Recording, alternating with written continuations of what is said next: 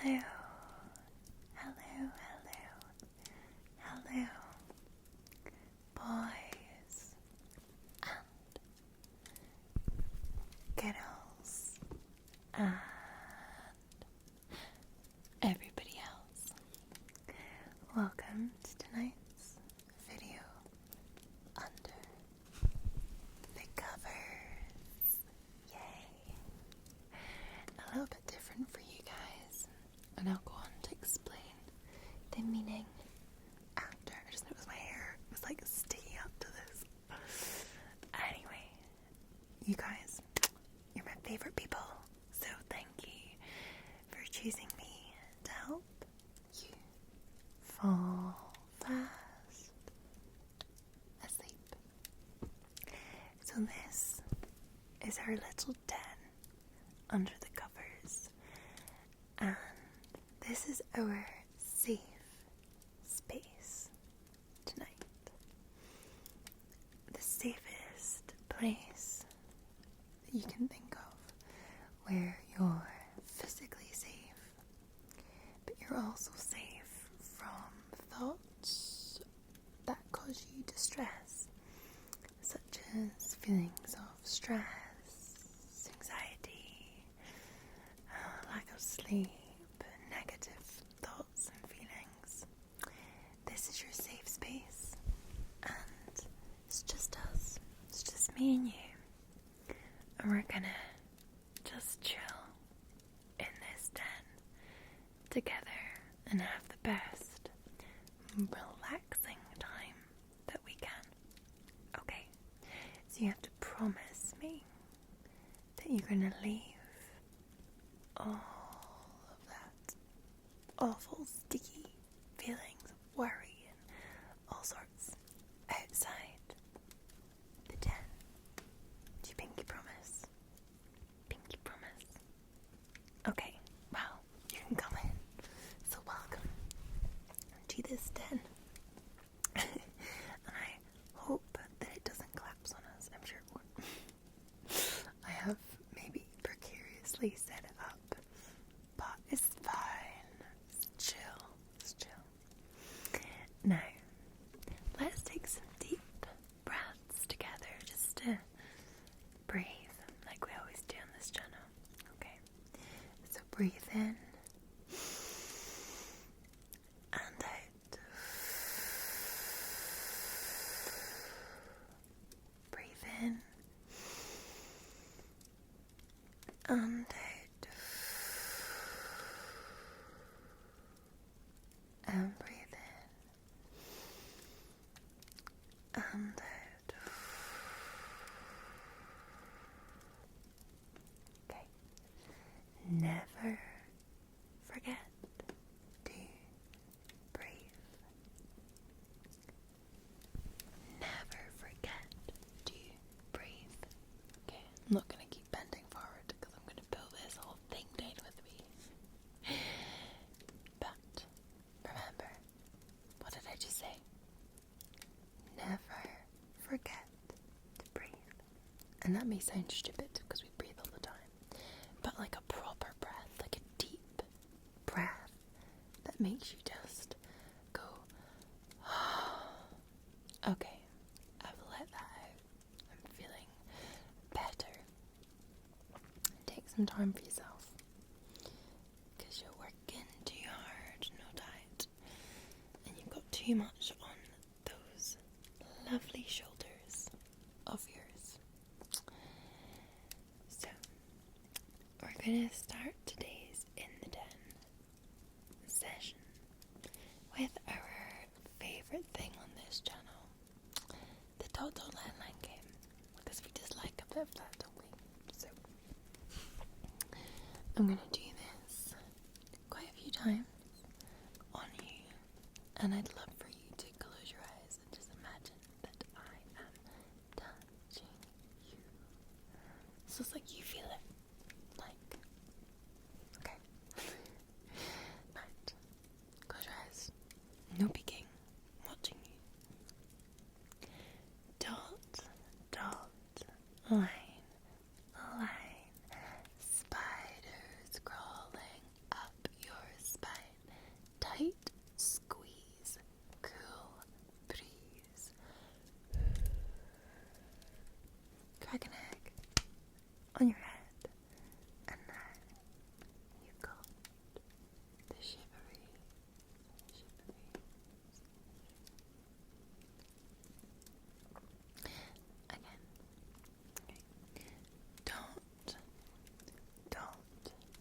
line, a line. Spiders crawling up your spine. Tight squeeze, cool breeze. Crack an egg on your head, and then you got the shivering.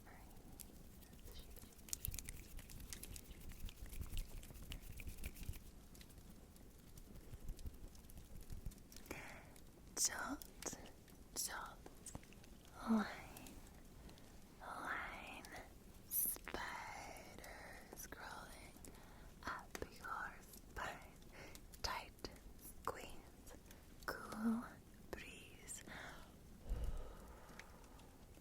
Crack an egg on your head, and there you go. There. That should have hopefully relaxed you or given you some tingles. Fingers crossed. Now I want you to bear with me on this one.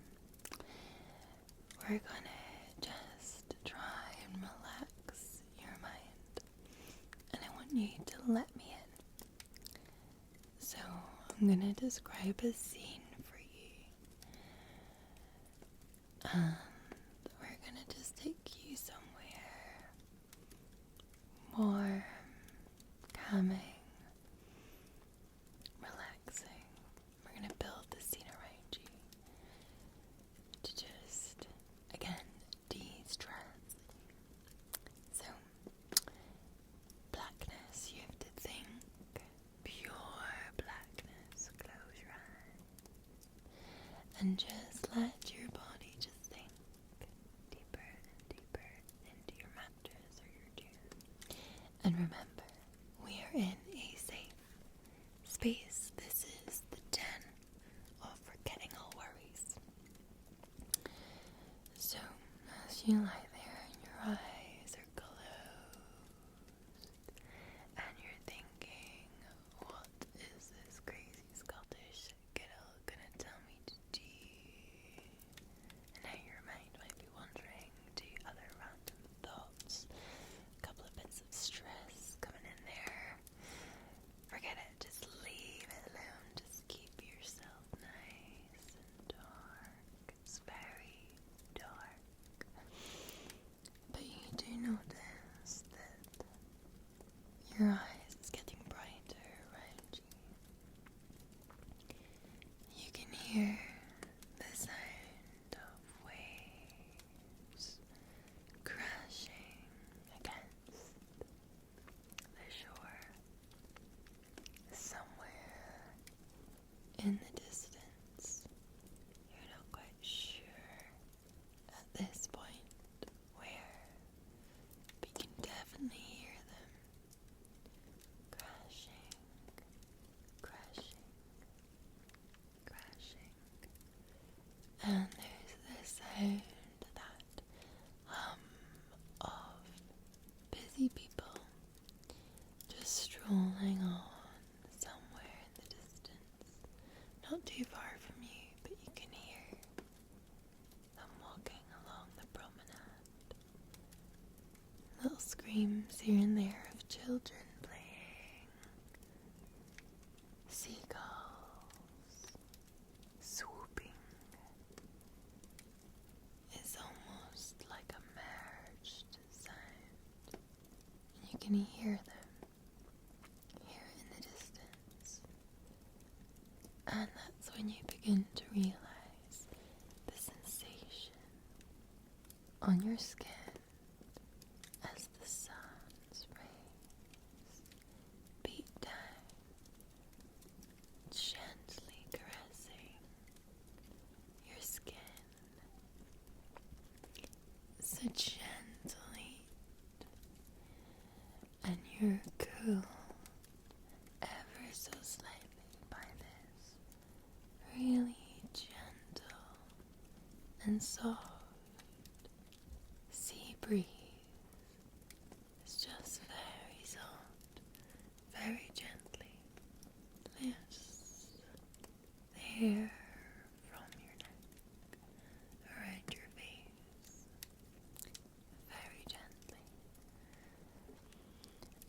can smell something, a mixture of things. There's that kind of classic warm smell. It's difficult to describe, but you know what I mean. A sort of warm mixed with food cooking and slight tint of chlorine.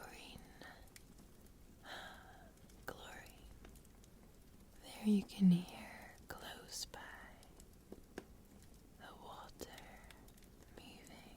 It's not the sea, it's a swimming pool moving as somebody or some people swim in a nearby swimming pool, getting their daily breaths in the sunshine. And you just calm and relaxed. And now there's a slight little sound of nearby music playing, and the clinking, clink, clink, clink, clink, clink of glasses, and the mulling around of people, maybe a brush somewhere close by. And then you hear a very close sound. Excuse me, sir, madame, they, them. Here is your glass of the drink that you ordered. And that's when you open your eyes and you're lying on a comfortable sun lounger at a beautiful 5-star resort on a sunny island, sunny Spanish island. And you're lying at the pool with people around, the sea nearby because you're located on the beachfront hotel, and this resort is all inclusive, and that drink was a beautiful, refreshing drink of your choice, and you are relaxed. You're somewhere warm, happy, free of troubles, free of any sort of worries with regards to the pandemic. You're here to relax and have a beautiful holiday that you deserve because it is summer. You've worked hard all year and you deserve to be away, deserve to be abroad, deserve to have your time to de-stress and reset yourself for the next year. This is a special place just for you. I hope you like that.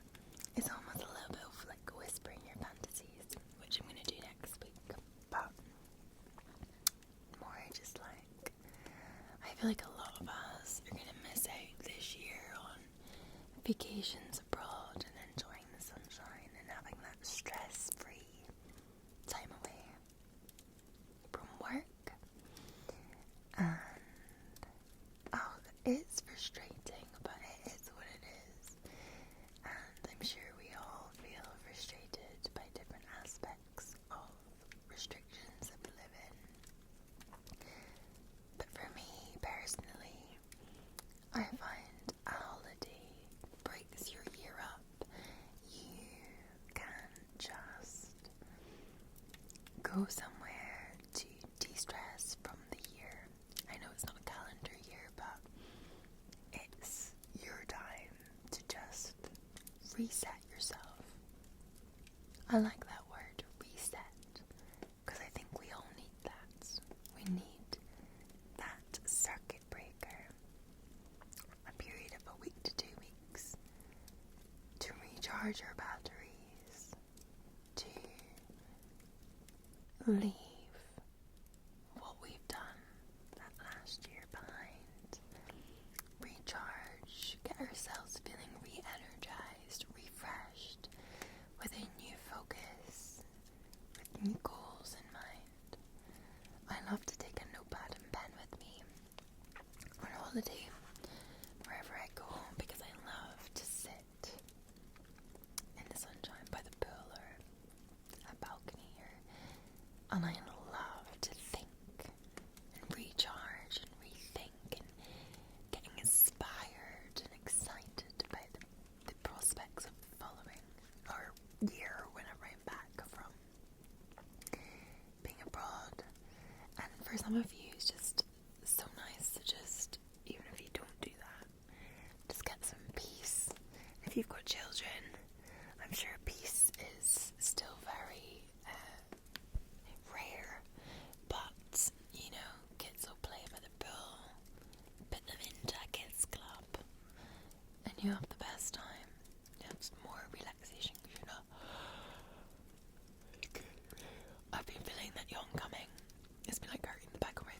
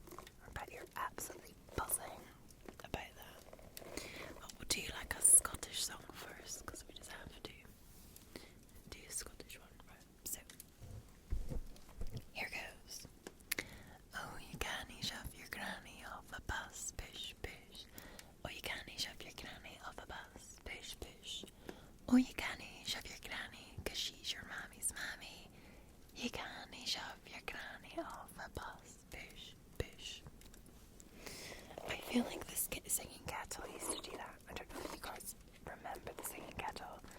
I feel like it might be a Scottish thing.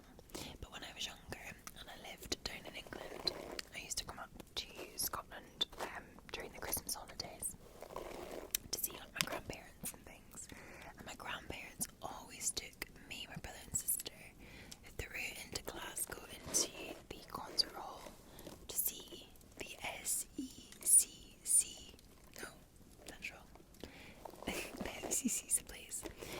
Sorry, to take us to see the singing kettle, and it was like a performance, like a special performance, and it was like every Christmas, and it changed each year.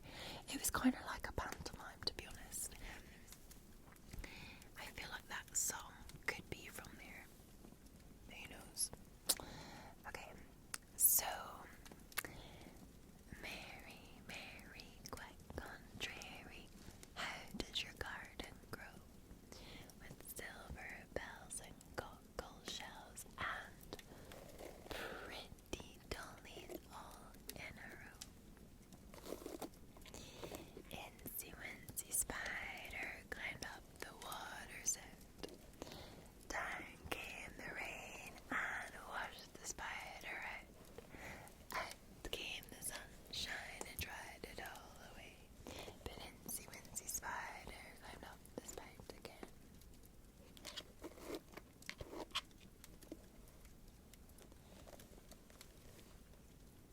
There we go, it's kind of brushed. Don't even know if you can hear it, to be honest. You probably can get the interference from this. I always do the like, you are my sunshine, my only sunshine. You make me happy when skies are grey. You'll never know, dear, how much I love you. So please don't take my sunshine away. Hush, little baby, don't say a word. Mama's gonna buy you a mockingbird. And if that mockingbird won't sing, Mama's gonna buy you a diamond ring. And if that diamond ring turns to brass, Mama's gonna buy you a looking glass. And if that looking glass gets broke, Mama's gonna buy you a billy goat. And if that billy goat won't pull, Mama's gonna buy you a garden bull. And if that garden bull falls down, you'll still be the cutest little baby in town.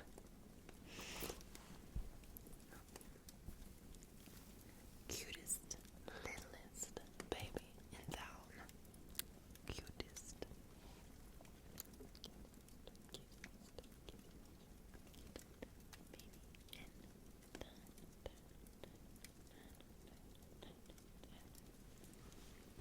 I don't know why I know that song. Actually, as I've said before, I do really want to write some poems, like some like really cute little like bedtime, not poems, like bedtime songs, just for the channel, because I think it'd be really fun. I've not started trying that yet, but something like the Moonman song, and as I've said before, like little bedtime stories.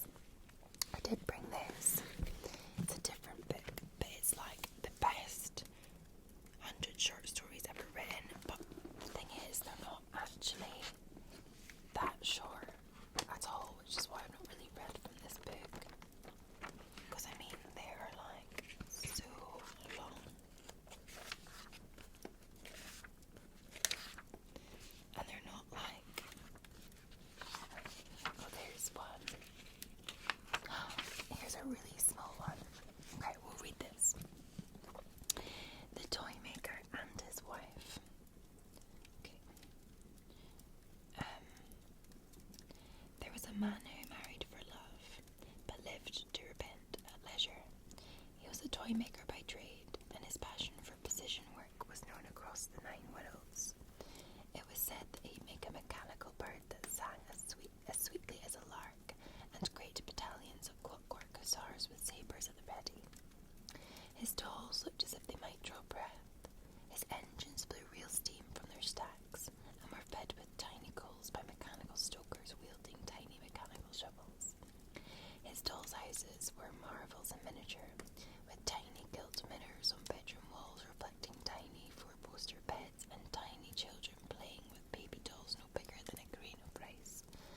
Everything was perfect, and the toy maker's whittled down to the smallest details. Well, everything but one thing: his wife. Of course, they'd been in love once, but now, some years later, the craftsman began to see that his wife was no credit to him. She was no beauty, her judgment was weak, her housekeeping was slovenly. She loved her husband, to be sure, and he loved her too, in his way. But was it enough? He asked himself. Didn't he owe himself more than this? One day the toy maker noticed that his wife's hair was going grey. It displeased him to see it, and so he made her a new head of hair, spun from skeins of gleaming gold, and stitched it into place on her scalp, as he had done so often when he was making dolls. The wife said nothing, but looked at herself in her dressing room mirror, and touched the bright, stiff strands of her hair, and remembered a time when he had thought she was perfect in every way. For a while the toy maker was pleased, but then he started to notice that his wife often spoke rashly or out of turn, or said things that he found unnecessary or sometimes downright stupid. And so as she slept, he cut out her tongue and replaced it with a mechanical one, sleek as a silver fish, crisp as a clock. After that, the toy maker's wife was perfectly precise in her speech, and never said anything stupid or dull or bored him with her chatter. As was well for a time after that, until the toy maker noticed that his wife often looked at him with reproach, and sometimes wept for no reason. It made him uneasy to look at her, so he made her a new pair of blown glass eyes that were bright and approving, and never shed tears, or seemed to express anything but contentment. He was very proud of his handiwork, and for a time he was content. But soon he noticed his wife's hands that were often clumsy and slow, and so he made mechanical hands for her and fixed them into place.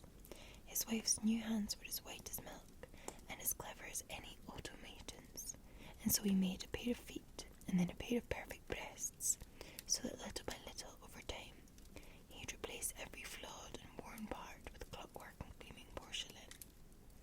At last, she was perfect, he told himself, looking at his beautiful wife.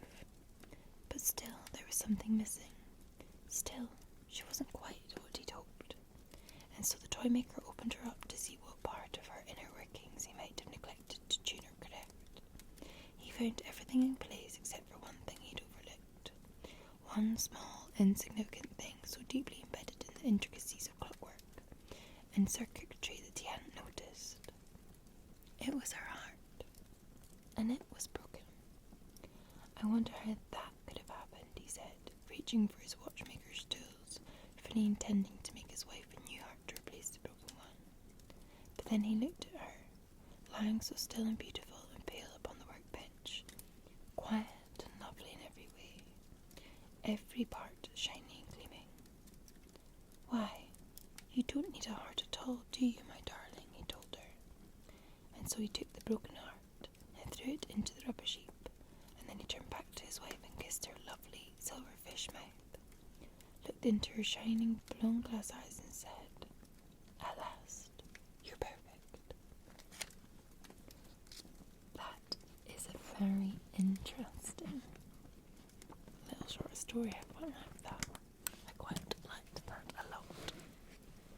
And it was a nice little story and food for thought for you all to finish up this ASMR under the covers. Well, I'm going to love you and leave you and let you get some well-earned rest. So make sure you close those sleepy eyes. Close them. Keep them shut. And I will see you very soon for another video.